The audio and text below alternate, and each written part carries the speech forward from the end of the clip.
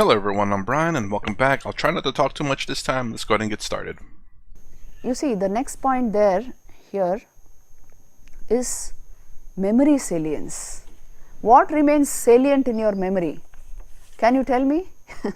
What is it that you remember, basically? Oh, and this is what we talked about at the end of the last video.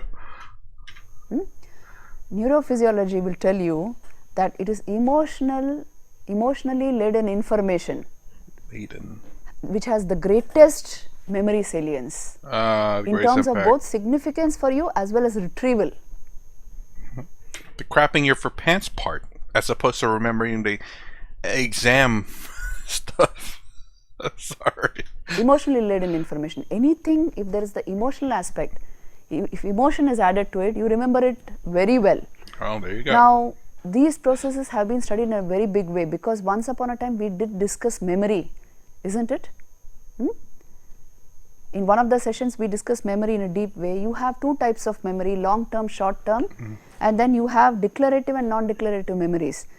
Declarative memories are what are consciously accessible, like for example episodic and semantic memories. Episodic memories are autobiographical in nature, snapshots of your personal past, and semantic memories are facts about you and about others which may not be autobiographical even. So these memories are consciously accessible and that is why they hold memory salience. In your mind, these are the things which will dominate. Even if you have a whole lot of information in your mind, what are the things which will dominate? They are telling you something very important. Please try to understand this point. What is it that is going to dominate your mental field? Memory salience is going to. What are the factors for memory salience? Emotional. Yes, emotions. So, impactfulness of your emotions. These will always remain salient in your mind, and especially the episodic and semantic memory systems.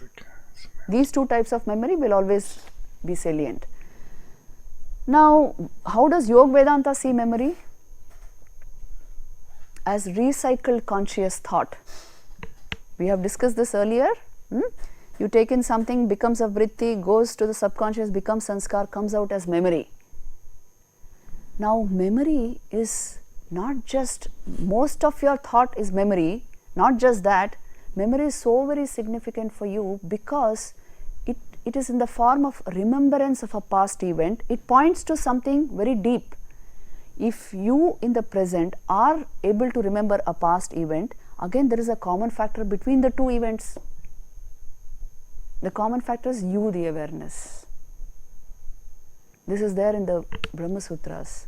The immutability of the cognizer of memory is fact that awareness underlies the entire thought process. So if you think deeply and see this is indeed a fact, what more does it tell you about memory? Yoga gives you this very important equation that because your mental awareness is dominated by memory, you don't feel it. So in a way, if you want to feel awareness through the process of yoga, you must separate it from memory. You must extract it from the clutches of memory. That is why stop thought. Try to practice it in some way so that you are able to access the foundation of the thinking process. Let me rewind that real quick. Let's see. Awareness through the process of yoga, you must separate it from memory. Feel awareness through. There it is. If you want to feel awareness, you have to like no other gurus or swami that I've watched thus far said if you want to feel awareness. I think they mostly say if you want to, I guess in a sense, reveal your true self, which is also a good thing to say, but also this too, feel awareness. Like, can you really feel awareness? It's like, well, that's interesting, because obviously you can feel the emotional parts of your thoughts and stuff and your memories, but to feel awareness, Through the process of yoga, you must separate it from memory. And then the separation from memory, and I think she said also that's the quiet thoughts. You must extract it from the clutches of memory. That is why stop thought. Extract it from memory, stop thought. So in order to, obviously others have said to, in order to experience your true self Atman, is to, again, was it karma, bhakti, jnana, and raja yoga. Raja being the last one, because at least in, again, my opinion, raja is the most difficult one, and if you're able to do all three of those, raja becomes a lot easier, because you silence your body, you silence your emotion, you silence your actions, thoughts and physical actions, your emotional actions, I guess, and your thoughts. You're able to separate yourself from your body, know that you are not certain objects, and then you can meditate on the fact of trying to silence everything and to experience. It's not the guarantee that you will be self-realized, but it's in my opinion, that's a great line. It's karma being first. Osho says this: first separate yourself from your body and your actions, then separate yourself from your emotions, then separate yourself from your thoughts. Oddly enough, Osho and Swami Chinmayananda never talked about Raja. Well, actually, no, sorry. Swami Chinmayananda has talked about Raja. Perhaps I didn't get far enough with Osho to talk about Raja Yoga, or Raja in terms of meditation. Or perhaps he did, just never really, again, limited on his videos. But he did talk about that, and that's something that really stuck to me. So again, interestingly enough, no Guru or Swami has said to feel awareness. Most has to experience, which I guess technically is a feeling, but for odd reasons, those two are separate from me. So that you are able to access the foundation of the thinking process. Oops, maybe went too far. Try to practice it in some way so that you are able to access the foundation of the thinking process. Try to find an insight into that. So this is the normal process given. These are all the important points about memory which only the yogic sciences can point out to, because they have invented techniques to take you there. They are not just giving you ideas, they are actually giving you techniques. How to get there? There is a process, do it this way. Today morning also we were discussing the techniques. So memory salience is an important subject of study for both Vedanta and neuroscience. This is how they are studying it. Then we have this reward circuitry of the human brain, which is another tremendous thing. Your brain is has evolved to minimize danger and maximize reward. There are circuits which are actually called dopaminergic circuits, which are based on the release of dopamine, which is an important neurotransmitter. In fact, it is the physical correlate of the sense of pleasure that you feel. The feel good experience, the physical correlate, neurophysical correlate is called dopamine. Now, there are these circuits which decide, it is actually this neurotransmitter which decides your preferred courses of action, the choices you will make, and the lessons you have learned, the beliefs you hold. To many people, you see, the unexplored, uninvestigated mind will fall for all this.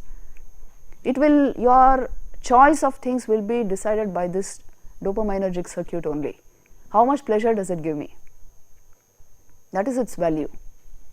So this is how the brain by itself will function.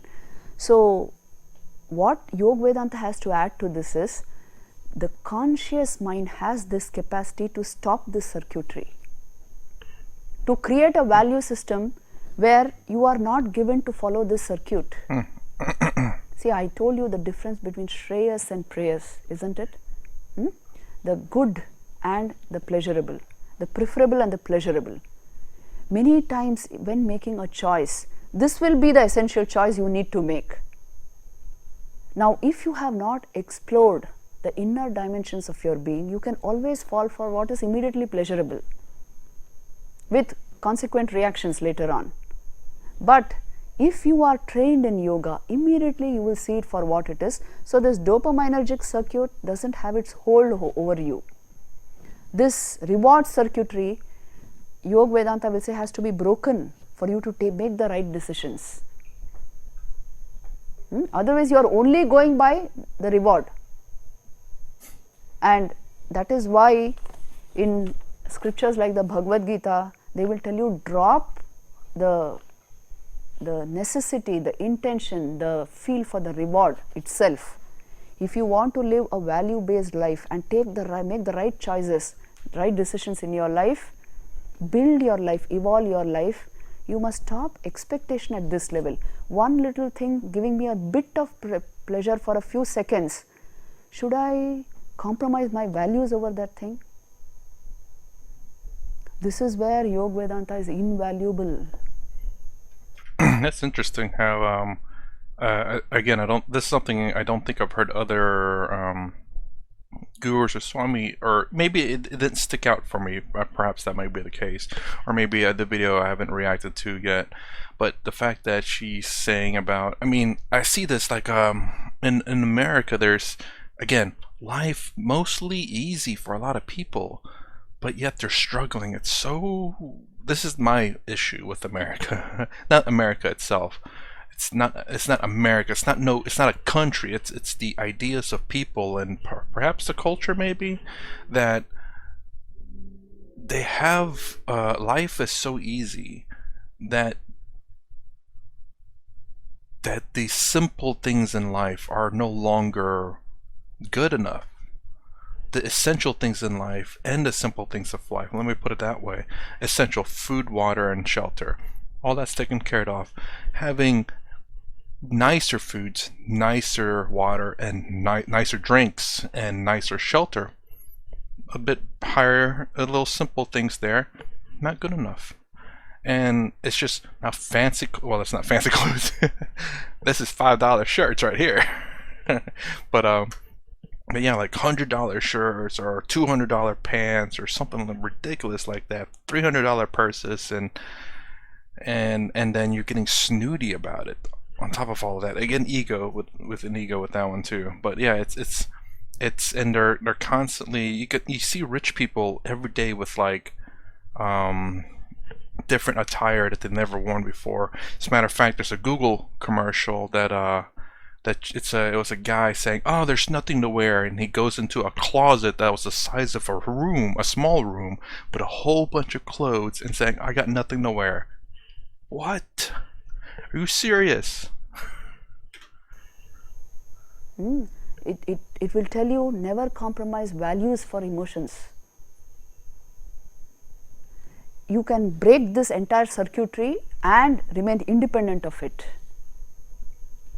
This is the great thing about which we should understand about. That's why non-expectation, Bhagavad Gita expresses it very openly. Karmanneva adhikaraste ma phaleshu kadachana. Don't expect results from what actions you perform. Why? Otherwise you will fall into this circuitry and it's addictive. It will only make you chase pleasure. Interestingly enough, real quick, world religions class back in college, what really had a great impact on my life was the Buddhism. It said to give it 100, I'm not saying verbatim, but it goes along the lines of give it 110%, expect nothing from it. Life is suffering. Those two things, big impact in my life. It really, and basically that's what she said, but it wasn't sold like that. It was just more along the lines is give it all you got and expect nothing of it. Interestingly, I like the way she put it. Basically, do what you can, but don't expect the rewards from it, so you don't get stuck in the cycle. It's like, I must have rewards from everything, which is, both are the same, but she says it a little bit more clear that a lot more people would understand. I have a feeling.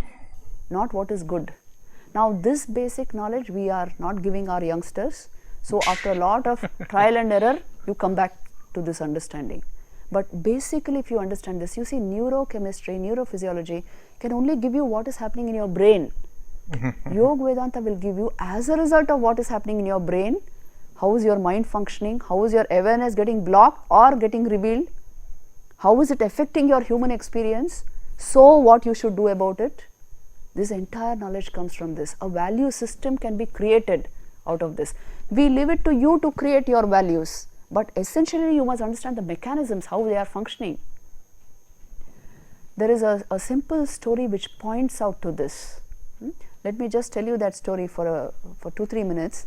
See, there was a king who was absolutely frustrated in being a king, because the responsibilities, the entire owners of the kingdom, the sense of stress he used to feel was enormous, because he is responsible for almost everything. He was a very sincere person, and he said that because I am the king, any kind of injustice taking place also I will suffer. It will be my karma, it will be my doing in some way, and so I do not want so many responsibilities at all. I don't want to be the king. But he was such an ideal king that nobody was prepared to allow him to go.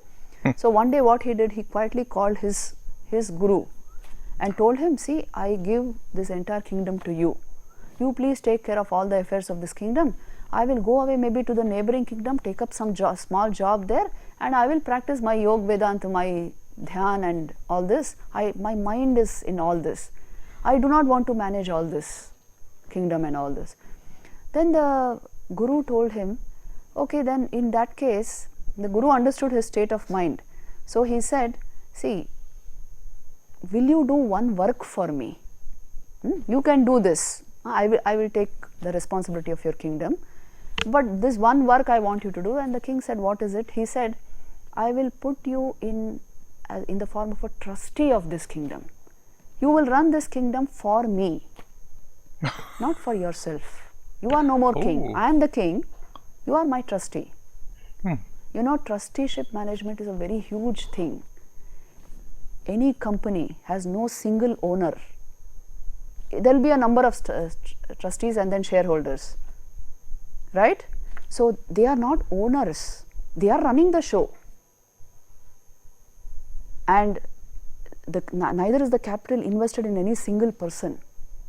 So also, if you take charge of something and work as a trustee there, you know, you will not get as stressed out as if you were in charge of the entire thing. Well, CEOs are, I mean, don't get me wrong, they work for the shareholders and everything, but they're still in charge of everything. A lot depends on the CEO. The CEO, interesting, I like her story about the king and stuff, but there's still kind of an interesting way she put it, because the guru is now the king, but the king is running it.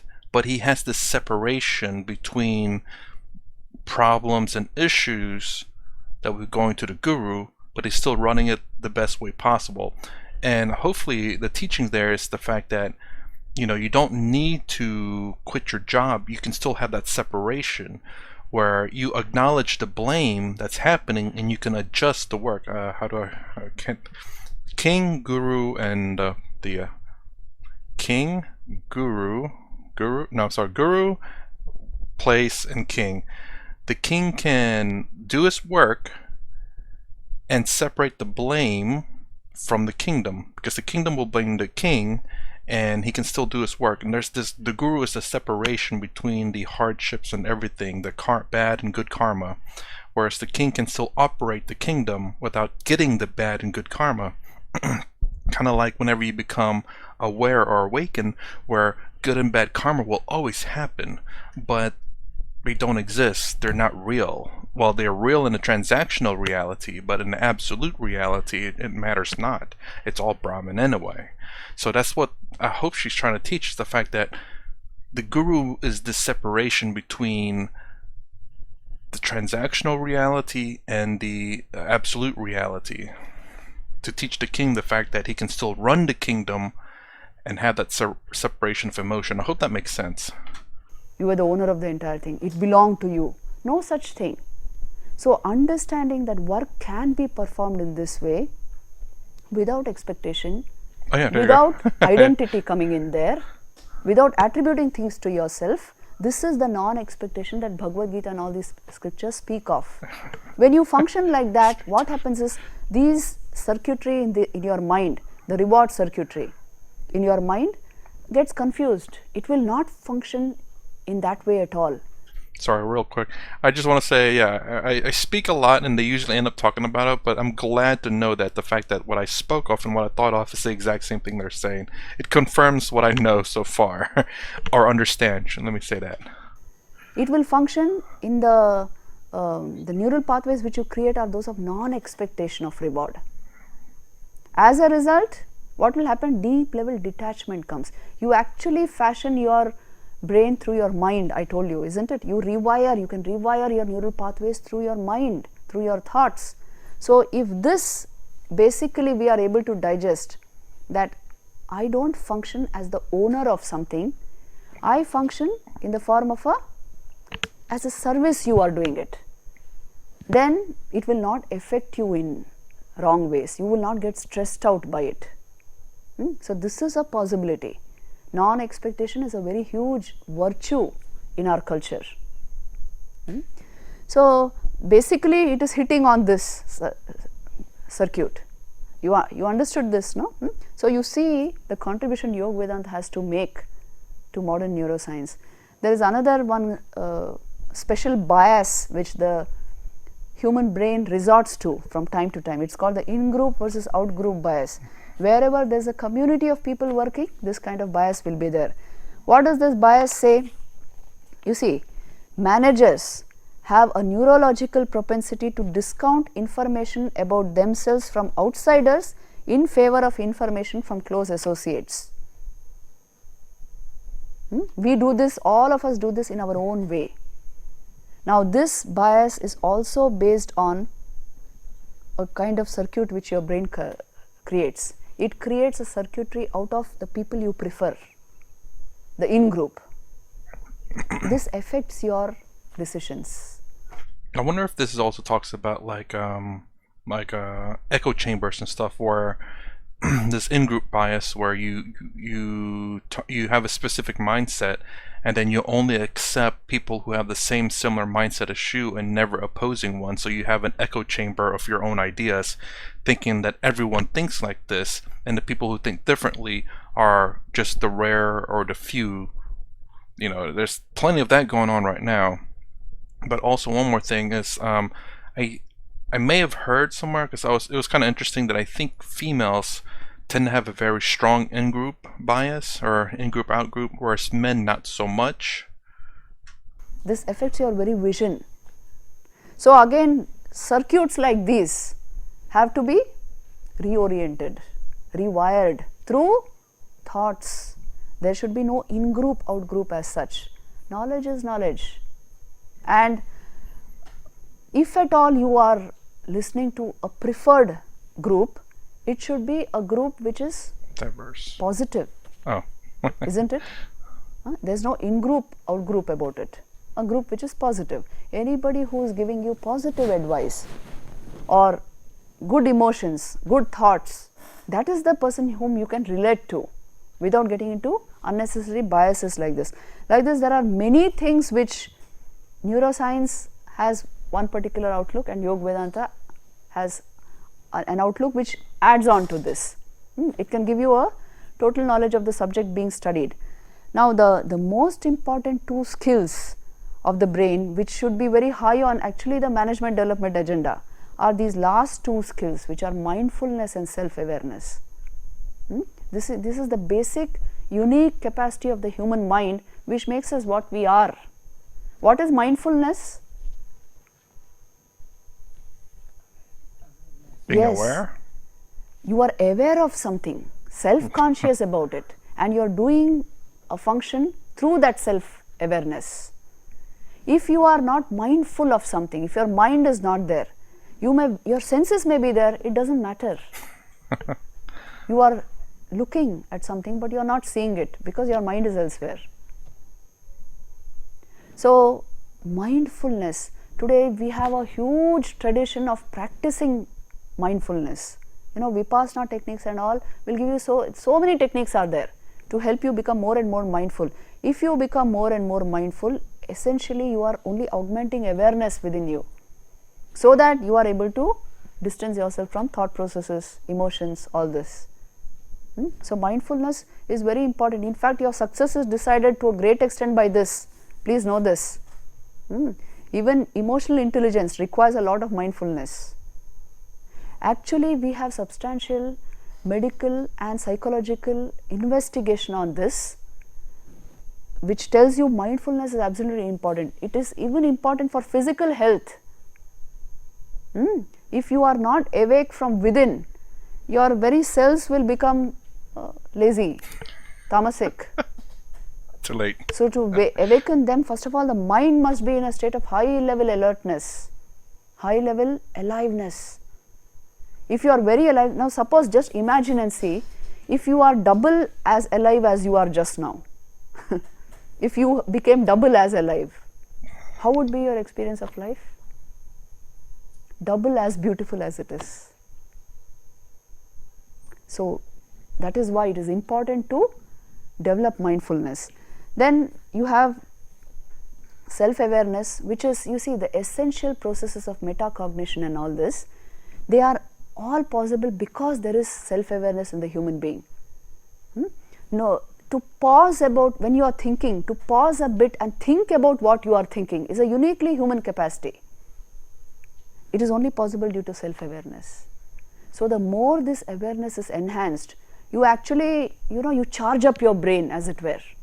It will function in a wonderful way for you if these basic things are well taken care of. What is the basic thing about the human mind? That fundamentally your thoughts are floating on awareness. That has to be brought into the forefront. Then only your psychological reality will not be prominent. The existential reality has come to the forefront. The essential you has come to the forefront, so the instrument of the mind can be handled very well. So this is something which again and again the mind sciences, especially in the Eastern traditions, will keep telling you that there are ways to do this. Even Buddhism recommends a whole lot of techniques to arrive at this. Any mystical tradition, even in the West, works like Philokalia, the Way of the Pilgrim is a small book. All these books will give you this very special technique called the mind in the heart. It is actually a yogic technique. If you keep your attention at the heart center, awareness in a way is continuous. Awareness comes into full blossom. So like this small techniques which may appear mystical does not mean mysterious. Mystical means something beyond the normal, which maybe you have not tried, so it is appearing mystical, but if you try it, it becomes natural. So it is something like that. These techniques are like that. They are all meant to augment your levels of awareness so that brain regulates its circuitry. Brain functions as you would have it function, and it affects the entire system. So this is how you can augment the levels of human experience. Since we have already said at the heart of all human experience is consciousness, I would just like to tell you one basic thing about consciousness, and we will end today's session. It is this fact that science and Vedanta are seeing consciousness differently at the present moment. There are certain fundamental differences.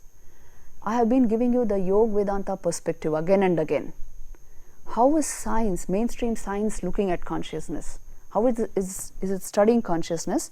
You can understand through this slide. See, these are the 4 major differences. I am not going to go into detail about them, but just you should know it as part of your curriculum here. What are the major differences between science and Vedanta on consciousness? First of all, science believes consciousness is an emergent property of the human brain. But Vedanta will tell you it is non-emergent. In fact, you are understanding the brain in your consciousness, through your consciousness.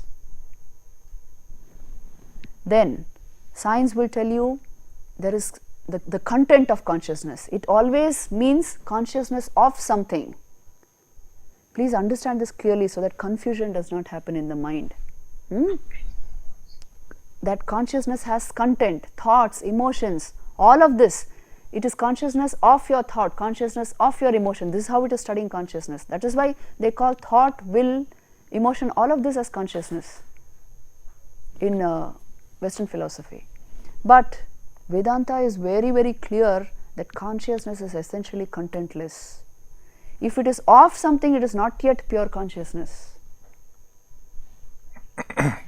Interesting. I can see those as two being very similar, because obviously if there's nothing there, it's just pure consciousness, but science will say there is no consciousness. It's just blankness, which is what I think, if I remember correctly, Advaita Vedanta is about too, where if you experience this blackness, darkness, it's the start, or, well, I've heard it's the start, and I've experienced that where there's literally no thought, no emotion, no action, and it's just blankness. Science will say no consciousness. Advaita Vedanta will say, well, that's the start, or perhaps that is it. I'm not exactly sure. And those two seem very similar. I'm wondering if they're pointing in the same direction. Nope, this one. They're like this way, but they're just in two different sides. You know, it's like well, I guess the same side of the coin, I suppose, where they're literally saying the same thing, but they just sound different. You know, I'm wondering that now. Well, at least with that last one. Mind activity is very far off from the state of pure consciousness. Even what you are calling enlivened mind activity is only due to the reflection of this consciousness in the mind. It is the reflected consciousness which is getting enmeshed with the thought activity in the mind, and so enlivening your thought. It's an appearance, that's all. So this is another basic difference. Then science will tell you it is blank. It denotes a kind of blankness, this concept of the Atman or pure self. But Vedanta will tell you it is Purna. It is fullness in itself. And it is an object of study according to science. That's why you have this whole science of consciousness. But Vedanta will tell you consciousness is the eternal subject. Because it is the eternal subject, everything is objective to it, including your consciousness studies. Yeah, exactly. I mean, I don't know, actually. Obviously, Maya is the object, but it is also consciousness as well. So it is both the subject and the object.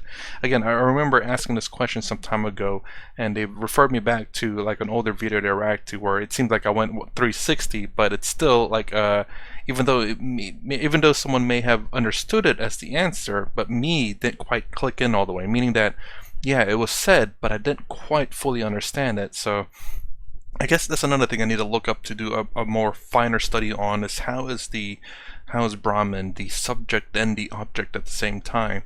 Maya is the illusion, it is Brahman, but it's the illusion or it's the play on itself. It's the I don't know how else they describe Brahman, but it's I guess I've heard also it being said like it's the play on itself to make sure that it's aware of itself, kind of deal. It's very odd.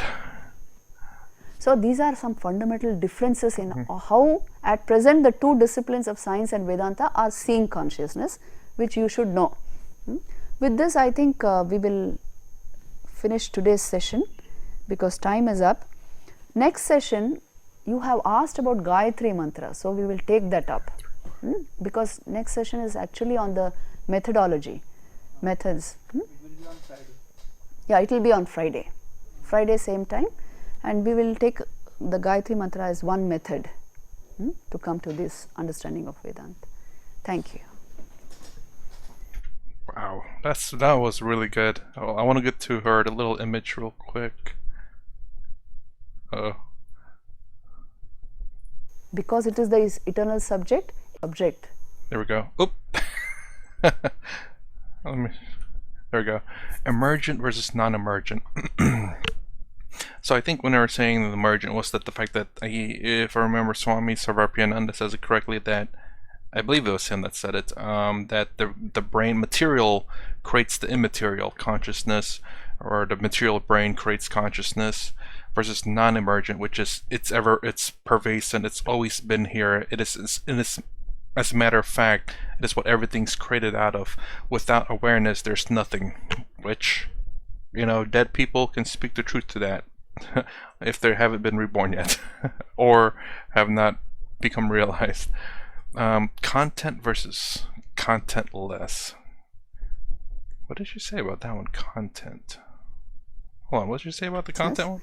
But Vedanta will tell you consciousness is the eternal subject. Oh. Yes? concept of this is another basic difference. Then science will tell you it is blank consciousness, which is getting enmeshed with the thought activity in the mind, and so enlivening your thought. It's an appearance, that's all. Oh, that's right. So where's the image at? Sorry. Here science will tell you it is blank. It denotes. Maybe let me oh, good lord, it skips 5 seconds. Oh, there we go. Maybe nope. It is fullness in itself. And the okay, so content, I guess, meaning that the only time consciousness is there is whenever an object appears in front of it. So kind of like being aware of this pen, then you're conscious of the pen. Without the pen, you are not conscious. Conscious, not conscious, if I remember correctly. Contentless, sorry. Content and contentless, meaning that you're always aware whether there's something there or not. And the thing is, though, is I can see that at the very least being very similar, whether there's something there or not. I mean, consciousness could be there or not there, and it wouldn't matter, because you, in terms of at least, I guess, the transactional reality, because there's no memory or anything of it, so you won't ever remember it anyway. It's, in a sense, in some degree, irrelevant. Now, can there be relevance to it as why whether there is consciousness or isn't consciousness? I mean, obviously there is, because there's a distinction between science and Vedantic. Oh, by the way, end of video, me talking now. But there is a big difference, but I can see those almost being similar. Blankness and fullness. That also, I thought they got that switched, just because I know, at least when you have required your thoughts, your emotions, and your actions, that you will have this blankness of nothingness. But object of study, emergent. Okay, the only thing I can see a big difference is emergence and non-emergent. Everything else I can almost see as very similar, like two sides of the same coin kind of deal, you know. One's heads, one tails, but it's the same coin. Blankness and fullness, everything and nothing. Object of study and eternal subject. Well, again, I know I asked this question before, but Brahman is the subject and object, is it not? Because how else would we get this? You know, this is obviously an appearance, but we are able to determine this is an object, but it is Brahman as well. So it is both the object and subject. Now, so the middle two, I can see it very similar. The top one, very distinct for sure. Bottom one could be distinct, could be similar. But very interesting. I do wonder. I'm curious as to hear, you know, how much science has, whether they start to swing towards Vedanta, or whether they find more proof that it's content versus contentless. I mean, I have a feeling those middle two are going to be mostly irrelevant, whether it's blankness or fullness. It's like white or black. White has all the colors, black has no colors. Almost, well, that seems complete opposite, but it's almost irrelevant to a degree. But I guess it is relevant to some degree. Confusing, but yes. Anyways, I guess that's it for this video. So anyways, if you like my content, please consider subscribing. Thumbs up, thumbs down below. Thanks for watching. I'll see you in the next vid.